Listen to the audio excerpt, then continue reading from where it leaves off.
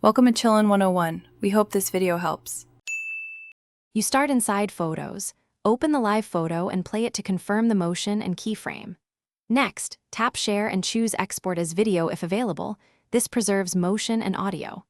If not present, you'll convert using shortcuts or a quick third-party converter. Choose one 3-second export to keep file size low. Once done, make sure the clip is trimmed to the frame you want because TikTok crops to vertical. That saves time later when you upload. Now convert and refine. Run the shortcuts action or a converter app to get an MP4. Trim the clip to remove unwanted frames. You want the motion to loop cleanly. Upload to TikTok by tapping the plus icon and selecting the new video. Choose the 9:16 crop and reposition the subject. After that, add effects, adjust speed, try 0. 5x for dreamy motion or 1.